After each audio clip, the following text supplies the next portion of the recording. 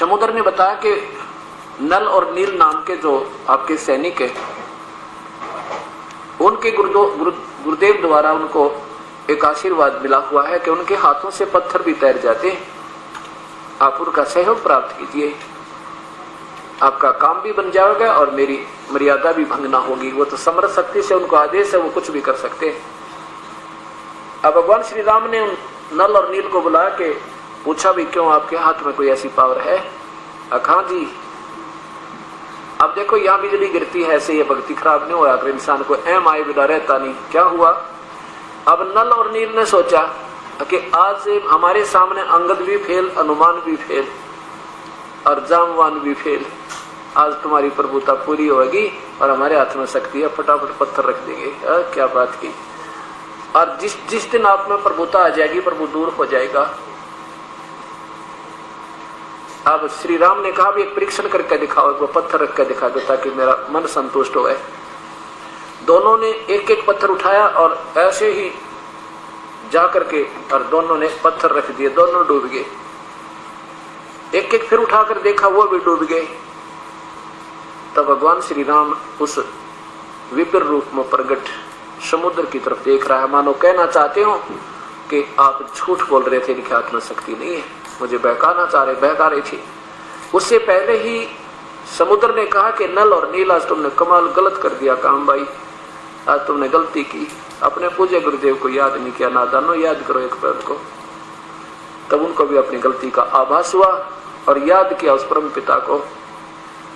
उसी समय क्या देखा कि सामने वो परमेश्वर आधा किलोमीटर की दूरी पर आते हुए नजर आ रहे। नल और नील की दृष्टि पड़ी, कहने लगे गुरुदेव तो वो आगे हैं, ओहो ये तो अंतर्यामी है, वो सामने आ रहे हैं, देखो वो पहुंच गए हैं, अब कोई चिंता नहीं, ये सब कुछ कर देंगे। इतने में सबकी दृष्टि गई तो कबीर वो परमेश्वर मुनिंदर जी अर्थात पूर्ण ब्रह्म कबीर साहेब वहां पहुंच गए। भगवान श्री राम ने कहा कि हे ऋषिवर, आज आपके शिष्यों में वो भक्ति नहीं रही, शक्ति नहीं रही, इनके हाथ से आज पत्थर नहीं तैर रहे। कबीर साहब ने कहा, मुनिंदर जी ने कहा कि अब तैरेंगे भी नहीं, क्योंकि इन्होंने एक महान गलती कर दी। आज ये प्रभुता के भूखे हो गए। आज इन्होंने सोचा कि तुम क्यों गुरुदेव को याद करो, कहीं ये ना सोचेंगे तो किसी और से प्रार्थना कर रहे थे तब शक्ति आई इनमें। आज से इनके हाथ से अक्षीण होगी शक्ति, कभी नहीं आएगी वापस। परमात्मा कहते हैं कबीर साहब के, जैसे माता गर्भ को रख यतन बना और ठेस लगे तो अक्षीण हो तेरी, ऐसे भक्ति जा। जैसे किसी बहन को शादी की काफी समय वर्षों उपरांत गर्भ रहा हो, फिर वो कितनी सावधान रहती है उस बच्चे को सफल करने के लिए। ऊंचे नीचे में पैर ना रखा जा भगवान, बड़ा सावधान होकर चलती है। रात्रि के समय करवट लेती दफा भी 3 बार सोचती है परमात्मा कहीं बच्चे पर दबाव ना आ जा, जरा गर्भ खराब ना हो। ऐसे हमने भक्ति को ऐसे रखना चाहिए, लेकिन हम लापरवाही कर देते हैं। थोड़ा सा अहम हमें मिल जाए कहीं से और उसी में हम डूब जाते हैं। जैसे माता गर्भ को रख यतन बना और वही ठेस लगे तो अक्षीण हो जाती, ऐसे भक्ति जा। वही काम नरनील ने कर दिया, वह भक्ति, वो गर्भ अक्षीण कर दिया भक्ति का। तब श्री राम ने कहा कि प्रभु ए ऋषिवर, मेरे ऊपर बहुत आपत्ति आई है, आप जब आशीर्वाद दे सकते हो तो मेरा कल्याण आप भी कर सकते हो, आप तो परम शक्ति हो, और मेरा कोई प्रबंध करो, ये पुल बन जावे। कबीर साहब कहते हैं ये सामने पहाड़ है, उसके चारों तरफ एक रेखा लगा दी, काफी लंबे चौड़े क्षेत्र में। कहने लगे कि इसके बीच बीच की, इस रेखा के बीच बीच के पहाड़ पत्थर उठा लो, सारे तैर जाएंगे। अब पत्थर वहां से उठा कर लाए गए और रखे तो बिल्कुल तैर रहे हैं। सब ने खुशी मनाई। अब क्या कहा करते ये, फिर वो पुल तैयार हुआ। ये क्या कहा करते नादान संत, बताते थे कि भगवान श्री राम ने पुल बना दिया, फिर कहते थे हनुमान ने उसके ऊपर राम का नाम लिख दिया, पत्थर तैर गए। कभी कहते थे कि नल और नील के हाथों में शक्ति थी, उन्होंने वो पत्थर तैरा दिए। अब इनका जो है ऐसे जोड़ जुगाड़ का ज्ञान था, सही ज्ञान नहीं था। कैसा था कि भगवान श्री हनुमान जी भगवान श्री राम के पुजारी नहीं थे। पहले तो सतयुग में केवल एक ही साधना थी वेदों अनुसार। हाँ, राम इसलिए कहते थे, जैसे उपदेश जिन्होंने लिया था वो ओम नाम का जाप कर जपते थे, सभी के गुरु हुआ करते थे। और राम राम इसलिए कहा करते थे, भाई राम भगवान का वो मंत्र जो मिला है तुम्हें ओम नाम का, वो सीधा नहीं कह सकते उपदेश एक दूसरे को, नहीं तो उसका वो खंड हो जाए, क्योंकि उसको उससे वो आदेश, उसका आदेश हो गया कि ओम नाम जप ले भाई, ओम नाम जप ले। अगर ऐसा कह दिया तो उसकी तरफ से आदेश हो गया, वो गुरु हो गया उस दूसरे का, उनका आपस में उनका फिर कैंसिल हो जाती है और भक्ति खत्म होती है। इसलिए गुरु लोग बताया करते थे, बेटा ओम नाम का जाप काम करते करते करना है, विशेष कसक के साथ करना है, दिन रात करना है, अपना पर्व करते हो समझकर चलते फिरते उसको नाम का जाप करते रहना होगा। चाहे वो ब्रह्म साधना करो, चाहे परब्रह्म की, चाहे पूर्ण ब्रह्म की, वो मंत्र के जाप से ही होगी। ऐसे परमात्मा कबीर साहब बताते हैं, गरीबदास जी उनकी प्यारी आत्मा जब कबीर साहब का साक्षात्कार होने के उपरांत कहते हैं, नाम उठत नाम बैठत नाम सोत जागवे, और नाम खाते नाम पीते नाम से लागे। तो ऐसे उपदेशी को संकेत दिया जाता है कि भाई एक दूसरे ने याद दिला दियो कि संसारिक समस्या में फंस गई, राम उस नाम ने ना भूल जा जो ओम नाम का जाप करते। लेकिन सीधा नहीं कह सकते कि ओम नाम जाप कर ले, क्योंकि आते ना राम राम भाई राम राम, तो वो दूसरा कहेगा राम राम राम राम। क्या संकेत होता था कि वो ये सोचा करते कि एक दूसरे को कह रहे हैं ना, तो याद दिला रहे हैं कि मंत्र मत भूल जाना, याद रखना प्रभु को। तो दूसरा कहता या तो कहता मुझे याद है, ये नहीं कहता अकराम राम राम राम जी राम राम, हाँ याद है, यानी संकेत था कि हाँ या तो याद है कर रहा हूं, और नहीं तो अब शुरू कर देता हूं, भूल लगी थी। यानी उन एक दूसरे को याद दिलाने के लिए संकेतिक उसको राम राम कहा करते थे, लेकिन जाप राम का नहीं है। जैसे हम सत्साय बोलते हैं, सत्साय हमारा मंत्र नहीं है, इसका प्रतीक है कि हम अपने उपदेशी को बोलते हैं सत्साय कि भाई परमात्मा पूर्ण ब्रह्म सत्य, वही सच्चा, सत्य माने अविनाशी सत्यनारायण भगवान, और उसी की पूजा, उसके ध्यान में लीन रहना वही सत्य है। बाकी सब कोई भगवान किसी की पूजा में लीन मत हो जाना, कहीं काम बिगाड़ ले। और अपने नाम को याद रखना। दूसरा भी कहता सत्साहेब जी, सत्साहेब हाँ मंत्र हमें याद है, हम करते रहते हैं, और दूसरे की पूजा कर ही नहीं सकते, ऐसा मन में संकेत आता है। अब कुछ ऐसे कबीर पंथ के मानने वाले कहते हैं सत साहिब नाम जपा करो, सत साहिब, कोई कहे सतनाम, कोई ना जाने के जड़े डुआ में। तो कहने का भाव ये है कि राम नाम नहीं था वो जाप हनुमान जी का, वो तो राम नाम जैसे वहां से पत्थर उठाया और राम लिख लेते थे, राम के लिख लूं याद रह जा कि मुझे वहां तक नाम जाप करना ओम का, जो मंत्र दे रखा था ऋषि गुरुदेव ने।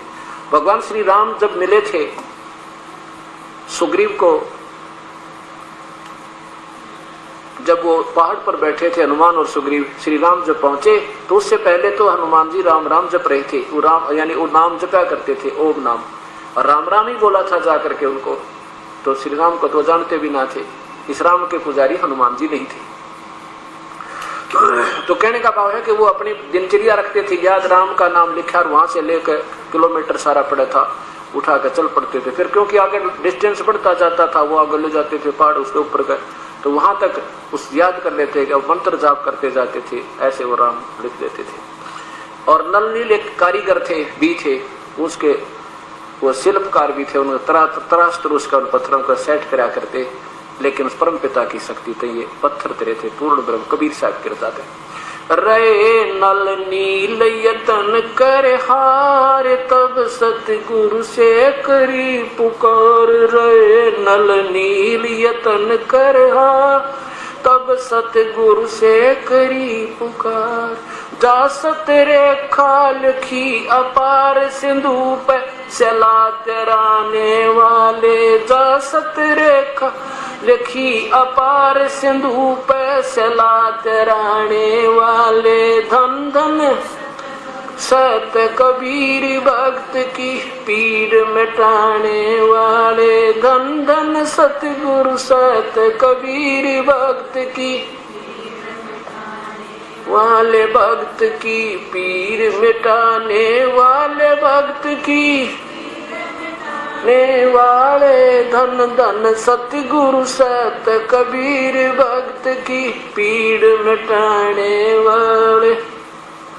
अब क्या होता है, पुल बन गया, अब 12 वर्ष हो गए युद्ध करते, श्री रामचंद्र पर रावण नहीं मरा।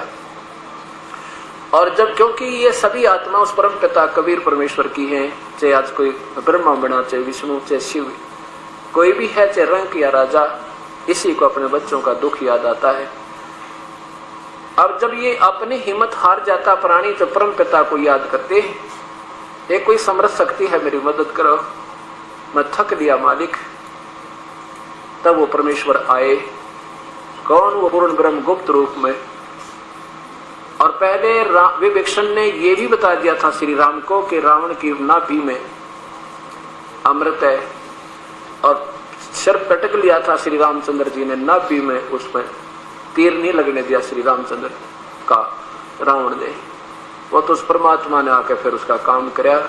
अब ये बातें बहुत पीएचडी की, आगे भी तो आपको ये समझाना है क्या हुआ कि रावण का वध हुआ। उससे पहले क्या हुआ कि एक नागफास नाम का हथियार छोड़ दिया, एक वृक्ष पात्र छोड़ दिया, और जिससे क्या हुआ, ना जाने कितने नाग प्रकट हो गए। और भगवान श्री राम समेत ऐसे हाथ नीचे न कर, ऐसे हाथ थे, और उन नागों ने बांध दिया कति, ऐसे जकड़ दिए सारी सेना, हनुमान समेत, अंगद और जामवान समेत ऐसे बंधे खड़े, और श्री राम और लक्ष्मण समेत। उसमें किससे याचना की? गरुड़ से याचना की, गरुड़ दया कर हमारे पे, हमारे बंधन काट। जब गरुड़ देव ने आके उन नागों को खाया, काटा, और फिर बंधन मुक्त हुए। कौन? श्री रामचंद्र जी। अब परमात्मा कबीर साहब कहते हैं, नादानो तुम राम और श्री कृष्ण को पूर्ण शक्तिमान पर आश्रित तो हुए हो। देखो, काटे बंधन विपत में, कठिन कियो संग्राम, चिन्नो रे नर प्राणिया, ये गरुड़ बड़ो अकराम। बोली आत्मा कुछ ये तो सोचो, भगवान तो ऐसे बंध के खड़े हो गए थे, अब राम बड़ा हुआ, अब गरुड़ बड़ा हुआ, जिसने राम के भी बंधन काटे, बंद काटे। और फिर क्या कहते हैं, क्योंकि वास्तविकता तो हमारे पास रही नहीं। कहते श्री राम ने पत्थर पुल बहा दिया था, पुल बना दिया था, इससे बड़ी शक्ति और क्या होगी। न्योना पे पुल बनाया किसने था? जगत का पेखना पेख्या, धनी का नाम न लेखा। जगत का पेखना पेख्या, धनी का नाम ने देखा। जो सब कुछ कर रहा है उसका जिक्र भी नहीं, ये उसने कर दिया, वो उसने कर दिया, क्योंकि वो परमात्मा महिमा का भूखा कोयला, उसमें महिमा परिपूर्ण है। और वो कहते हैं करे करावे साइया, मन में लहर उठा, और दादू से अगर जीव का वो आप बगल हो जा। वो नहीं चाहता अपनी महिमा तुम रखो अपने पास ही। फिर क्या बताते हैं कि अगर तुम भगवान श्री राम को प्रभु इसलिए मान रहे हो कि उन्होंने पुल बना दिया था, आपकी बात बड़ी करते हैं। अगस्त ऋषि ने उन 7 समुद्रों को एक घूंट में पी लिया था। बता, श्री राम पर पुल भी ना बने था। अब बताओ तुम 3 दिन हाथ जोड़े खड़े रहे। अब क्या बताते परमात्मा कि मान लीजिए भगवान श्री राम को तुमने समर्थ शक्ति इसलिए मानकर पूजा शुरू कर दी, क्या कि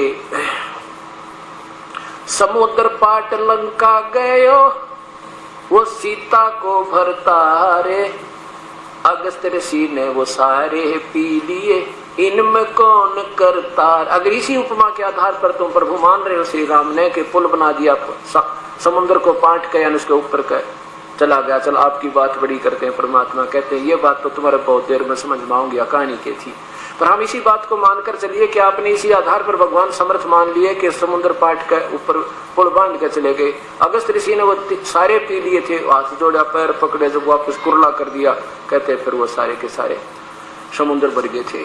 बता फिर इनमें कौन भगवान। अब क्या होता है, रावण का वध हो गया, और वो लंका किसको मिली? उस परम पिता के साधक को, उस पूर्ण ब्रह्म की भक्ति को, कबीर परमात्मा की प्यारी आत्मा विभीषण को। उस सच्चे नाम की कमाई के आधार पर परमात्मा ने वो लंक भी बख्शीश कर दी। अब देखो क्या बताते हैं कबीर साहब, कहते हैं कि यदि जय तुझे राजपाट भी चाहिए, हमारा घर ले जान, हम भी तेरे बिना बाग में दे देंगे, तुम्हारे अपनी तरफ से लिख देंगे तेरे बाग में। अगर तुम्हें धन भी चाहिए, राज भी चाहिए, तो वो भी आमा काट सके इस टंटे ने, और के ये भी बस का कोई ना, क्योंकि ये पूर्ण परमात्मा है, सारी सृष्टि के रचनहार है। और कबीर परमात्मा ने वह फिर रावण तो उसको नहीं रख सका लंका के राज को, और सिर भी काट कर चढ़ा दिया था। रावण ने, विभीषण ने कुछ नहीं चढ़ाया के सिर सौंप दिया मालिक को। सिर सौंप्या गुरुदेव को, सफल होया यो शीश, नितानंद इस शीश पे है आप बसे जगदीश। गुरुदेव को सिर सौंप दिया, दाता ये शीश भी तेरा, ये शरीर भी तेरा मालिक, हमें तो कल्याण करो दाता। लेकिन उन्होंने मांगी नहीं कि मुझे लंका का राज दे दो, मुझे कल्याण दो, वो भी दिया और उस प्यारी आत्मा को राज भी दिया। और मंदोदरी और विभीषण ने फिर ठाठ से वहां राज किया और कुत्ते वाली मौत मरा वो रावण जो तमोगुण का उपासक था। अब इन बातों को विचार करना। अब गीता जी के उस अध्याय को फिर देखिए, 15वें अध्याय के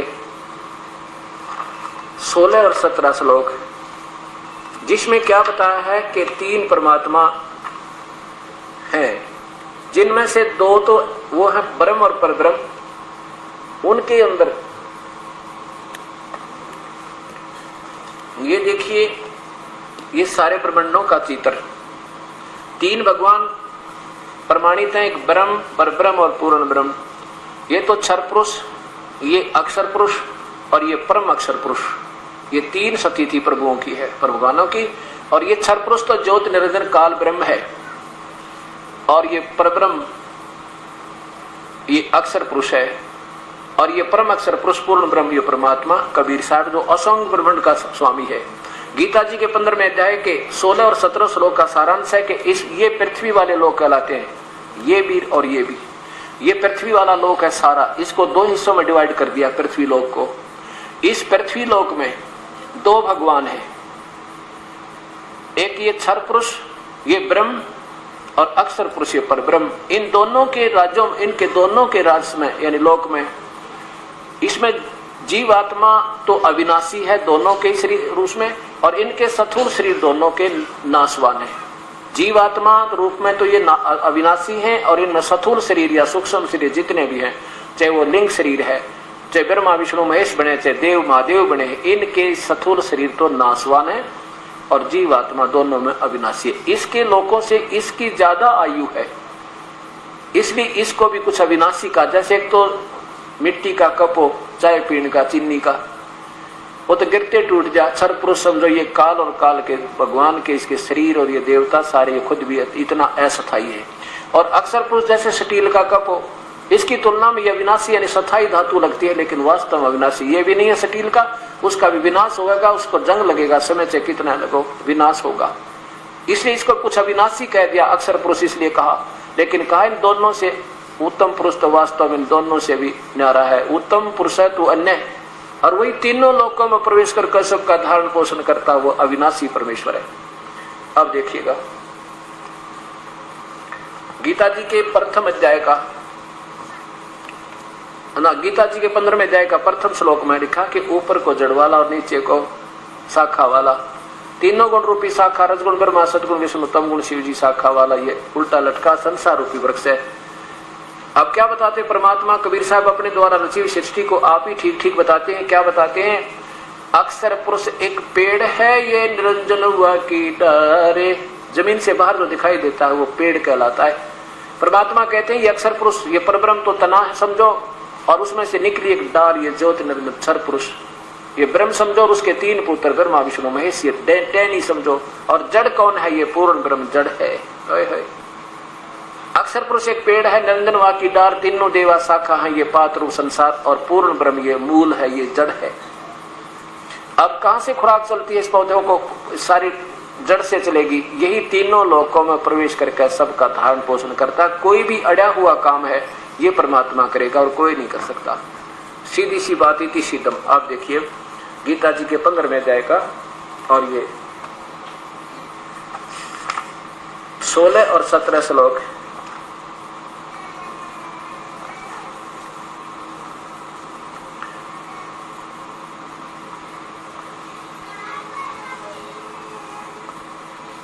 श्रीमद् भगवत गीता, गीता प्रेस गोरखपुर से प्रकाशित है, अध्याय नंबर 15 का और श्लोक नंबर 16। द्वौ, दो इमौ पुरुषौ लोके, इस काल इस पृथ्वी वाले लोक में ये दो भगवान हैं। कौन से में? सरपुरुष और परब्रह्म और परब्रह्म के लोक में ये दो भगवान हैं। पुरुषौ माने ये दो भगवान, सरपुरुष और अक्षर पुरुष। सरपुरुष ये नाशवान ब्रह्म है, अक्षर पुरुष अविनाशी कहा ये परब्रह्म है। और इसी प्रकार दो स्थिति प्राणियों की है। ये सब प्राणियों के जो शरीर हैं ये तो नाशवान है और ये जीवात्मा को अविनाशी कहा जाता है। और फिर बताया वास्तव में अविनाशी परमात्मा इन दोनों भगवानों से कोई और है। इस संसार में नाशवान और अविनाशी भी ये दो प्रकार के भगवान हैं, या भगवान लिखना था, प्रभु लिखना था, प्रभु हैं। और सब इसी प्रकार संपूर्ण प्राणियों यानी जीवों के शरीर तो सत्वर शरीर तो नाशवान है और जीवात्मा को अविनाशी, इन दोनों में ऐसा ही है। लेकिन वो तीसरे परमात्मा के वहां जाने के बाद जीवात्मा का वो शरीर भी अविनाशी और वो खुद भी अविनाशी, कभी जन्म मृत्यु नहीं होती। अब क्या बताया कि उत्तम पुरुष तो अन्य, उत्तम भगवान तो कोई और ही है इन दोनों से न्यारा, और वही तीनों लोकों में प्रवेश करके सबकी काम सारे सबके प्रवेश करके सबका धारण पोषण करता है। अविनाशी परमेश्वर परमात्मा इस प्रकार कहा गया है। अब क्या देखिए, स्पष्ट हो गया कि ये पूर्ण परमात्मा ही सबके काम करता है, चाहे श्री राम हो और चाहे श्री कृष्ण हो। और जब तक ये इससे संपर्क में नहीं आते तब तक तो ये इनके वही कर्माधार को पूरा करता है। जैसे रावण भी नहीं मर पा रहा था, इस परमात्मा ने जाकर रावण का कल्याण किया। कहते हैं पहुंचूंगा क्षण एक में जन अपने के खेत, एरना कुछ उधर विदारिया, मैं रावण मारा खेत, खेत माने रण क्षेत्र में हमने रावण को मारा, इस राम के बस का ना था। अब ये बातें बहुत देर में समझ में आएंगे। अभी तो आप परमात्मा कबीर साहब को भगवान मानने को ही तैयार नहीं होगी, 2-4 सत्संग सुन लोगे फिर आपको समझ में आ जाएगी। अब क्या होता है विचार कीजिएगा। भगवान श्री राम विजयी हुए, विभीषण को राज प्राप्त हुआ और सीता जी को अग्नि परीक्षा करके भगवान श्री राम घर ले आते हजारों व्यक्तियों के सामने कि मैं तुझे जब ले चलूंगा अपने साथ, तुझे अग्नि में प्रवेश करूंगा। श्री राम ने कड़ी परीक्षा ली, अगर तू नहीं जली तो निष्कलंक है और जल गई तो कलंकनी तेरा काम बन जाएगा, मर जाएगी। सबके सामने सीता जी की परीक्षा की, अग्नि में बैठा के नहीं जली वो देवी, और सहर सीता जी को श्री रामचंद्र जी अयोध्या ले आए, प्रेम से रहने लगे। कुछ दिनों के बाद एक दिन भगवान श्री राम रात्रि के समय नगरी में घूम रहा था। एक धोबी अपनी पत्नी को पीट रहा था और कह रहा था तू कहाँ रही 2 दिन। वो कहती है मैं अपने मायके चली गई थी, आपने मेरे साथ लड़ाई कर दी थी। कहने लगा मैं क्या जानू उल्टा तू कहाँ रातों बिताई है तूने। मैं ये दशरथ पुत्र रामचंद्र नहीं हूँ जिसने 12 वर्ष रावण की कैद में सीता रही और फिर उसके बाद अपने घर रख ली, मैं ऐसा नहीं हूँ। इस बात ने सुनकर कहते भगवान राम को नफरत होगी। आके सीता को अगले दिन घर से निष्कासित कर दिया कि जाओ आप यहाँ से, मेरी बेइज्जती होती है। थरा गजब है। अपने सामने परीक्षा लेकर लाया, अग्नि परीक्षा में उसमें जड़ी नहीं, तब अपनी बुद्धि तो फेल होगी। आम आदमी के कहने से पत्नी निकाल दी। इन महापुरुषों की हम आड़ लिए हुए, इन भगवानों की हम आड़ लेकर अपनी मुक्ति चाह रहे हैं जिनकी आप स्थिर बुद्धि नहीं। अब ये सोचना चाहिए कि परम पिता पूर्ण परमेश्वर की शरण में जाने से जीव छुटकारा होगा। सीता जी गर्भवती, पेट में बालक बच्चा गर्भ में, और एक नौजवान औरत को घर से निकाल देना, बताओ भैया काहे की समझदारी। कहते हो मर्यादा पुरुषोत्तम थे, आग लगे सी मर्यादा को, कोई बात हुई। जब आपने सामने परीक्षा ले ली फिर आम जीव के कहने थे, फिर तो कल पिताजी ने निकाल दे कोई, फिर अगले दिन माँ ने निकाल दे कोई, कुछ ना कुछ तो दुनिया बकती ही रहती है। तो ये कहानी क्या है, ये इनका जीवन, इनकी पहले ये कहानी निर्धारित होती है। ये भगवान उसमें टस से मस नहीं कर सकते, इनका बस की बात नहीं। और वो सारा रिमोट इस ज्योत निरंजन अव्यक्त भगवान निराकार के हाथ में, ये निराकार तो है नहीं पर है आकार में, पर इन्होंने निराकार मान रखा है अनजानों ने, तो हम निराकार कह देते हैं। जिनको तुम निराकार कहते हो वो सबको नचाता है, इनकी बुद्धि में पर्दा घेर दे। इतना भी ना सोचा तू क्या करने जा रहा है। जवान औरत गर्भ में बच्चा, आदमी निकल के देखो करते हैं, औरत की तो कहना के उसे छोड़ के देखो बड़े पूरे घर में क्या क्या कैसे जीवन होगा, कहाँ रोटी खावे, कहाँ रहे, क्या क्या उसका। अरे औरत की जात का तो फिर कहना है कि फिर ऋषि वाल्मीकि वहां जाकर सीता जी ने शरण लिया, अपने पिता की तरह वहां रही। फिर वहां एक पुत्र और हुआ जो ऋषि जी ने अपनी कृपा से उनको किसी कारण से और एक कुश से बना दिया था।